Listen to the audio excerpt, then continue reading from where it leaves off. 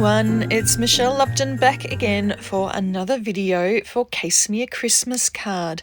Today my guest is my friend Jennifer Kotas, and I'm going to be casing a card where she had some texture in the background that she inked up. So I'm starting today with some white cardstock. This is Nina Solar White cardstock, and I decided, because I'm remaking this card, that why not make a few?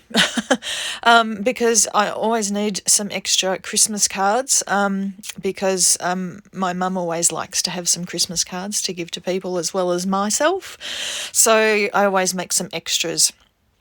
All right, so I've taken that cardstock, I sprayed it with some water with my Distress sprayer, and I've put it into the Simon Says Stamp Holiday Greenery embossing folder here, and I've run it through my Spellbinders Platinum 6 and taken it out, and you just get amazing texture this way. And you can see I'm doing it again because I'm going to be making some multiples here.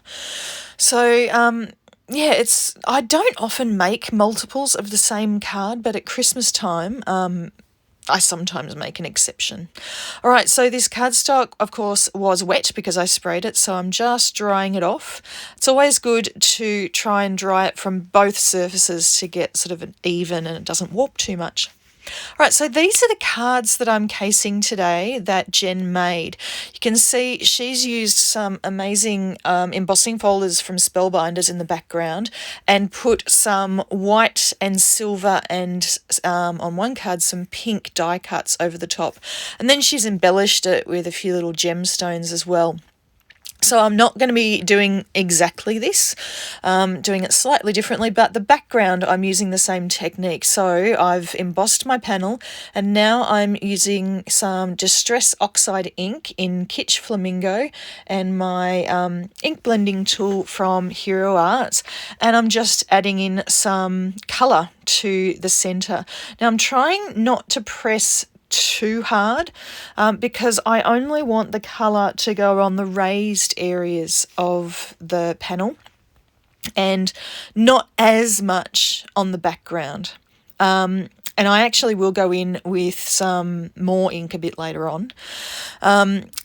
So I'm now got this picked raspberry. I'm just going to be adding it just to the centre, just to darken up the area right in the very centre, because I know that's where I'm going to be putting my sentiment, and I wanted the colour to show through from underneath. Now with these panels, whenever I do this embossing onto cardstock, you sometimes get slightly crooked edges after the embossing, so I like to make sure that the panel that I start with is bigger than the panel that I want to end up with, and then I use my paper trimmer to cut it down. I also make sure to use my rollerblade paper trimmer, the big Fiskars one that I have, instead of my usual smaller Fiskar one, which has like a sliding blade, because I find that when you've got the texture on the cardstock, sometimes the sliding blade doesn't give you a really crisp cut, whereas the roller blade does give you a nice crisp cut. Okay, so now I've got some vellum from Hero Arts, and I've pulled out these. You've seen these this stamp set a lot this Christmas from me. I think this particular sentiment greeting set from Altenew, which is called the Warm Blessing stamp set, is probably my most used stamp set this Christmas by a long shot, actually. Yeah, used it a lot. I just love these sentiments. They're beautiful words, and the flourishes on some of the letters are just gorgeous. So I have stamped them in Versamark ink onto this vellum, and now I'm adding some Hero Arts white embossing powder. You can see I need a new tub of embossing powder because this one's very close to the end. I could only fit 3 on this piece of vellum, so I actually went back in and stamped another one on another piece of vellum, which is this one here. And then I'm doing another trick that you have seen me do before if you've watched videos on my channel before. I cut straight lines around the sentiment where I want straight lines to be, so where sort of the borders of the sentiment are relatively straight. And then I'll go in with my scissors and fussy cut around the rest. And that's mainly because I've spent so much time making the background, I don't want to cover it up too much. So I'm making the sort of border around the sentiment as narrow as I can, so it doesn't cover up the background very much. Now, I also talked about this in my last video about when you're cutting, fussy cutting something, move the paper that you're cutting a lot more than you move your scissors. Okay, so all that remains to be done is I need to wrap this vellum around onto the back of the card. So that is a really good way of just hiding your adhesive, because a lot of adhesives do show through vellum. So if you wrap it around like this, all your adhesives on the back, so that's a handy little tip. And I'm just going to keep on doing this with all 4 cards. And then I decided to use some tape or double-sided tape to adhere this to my card for 2 reasons. One, if I used my tape runner, my Kikuyo, which I normally use, the pressure from that might have squished some of the embossing that I did.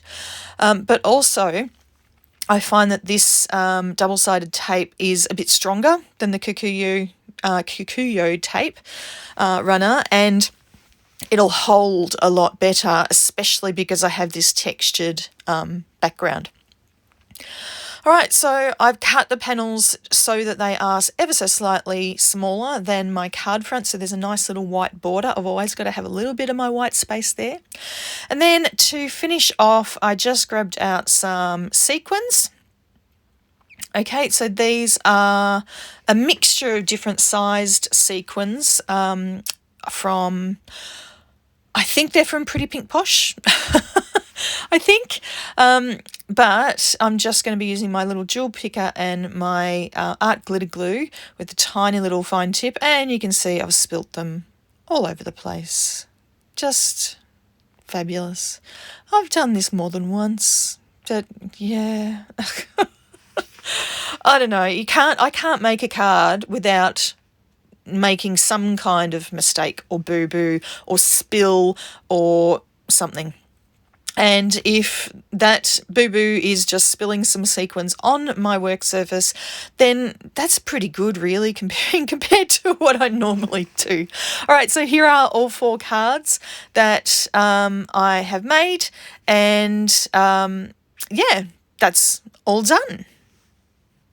Now, one thing that I normally don't show in my videos is I have this stamp from Bossy Jossie that I always stamp on the back of my cards, and I generally stamp it in a grey ink. So this is Gravel Grey from My Favourite Things, and that finishes up the card. Something that I don't usually show in my videos, but I thought I'd show it today. Okay, so there's all of my cards that I've just made today.